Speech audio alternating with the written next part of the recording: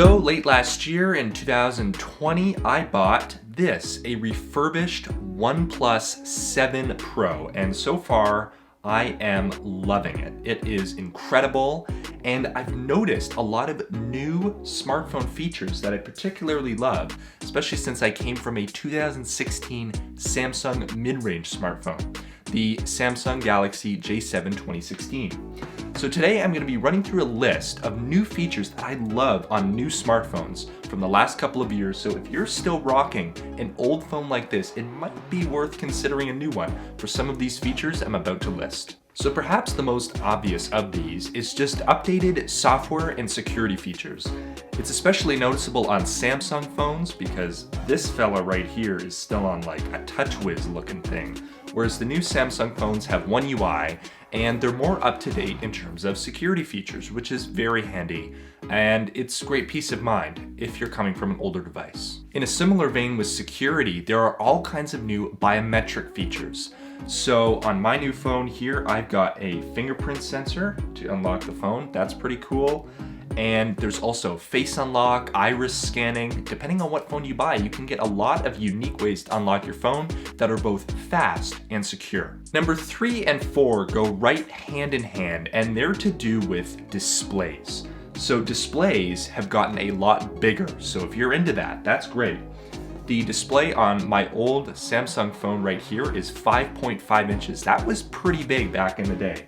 But the OnePlus easily tops it with a 6.67 inch display. And then also to do with displays is high refresh rate. This is a 30 FPS video, so you can't tell, but the OnePlus 7 Pro uses a 90 Hertz panel.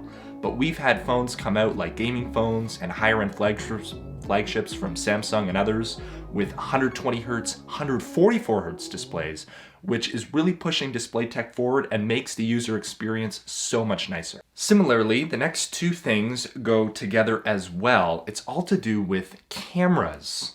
So a lot of new phones these days have new camera setups with multiple sensors and lenses. So my old Samsung phone, you got one camera on the back, one on the front. That's how it's been working for years. But there's a lot of new phones from the past few years. Apple's even been doing this for a while with multiple lenses. So on the OnePlus here, you've got the main, the ultra wide, and the telephoto.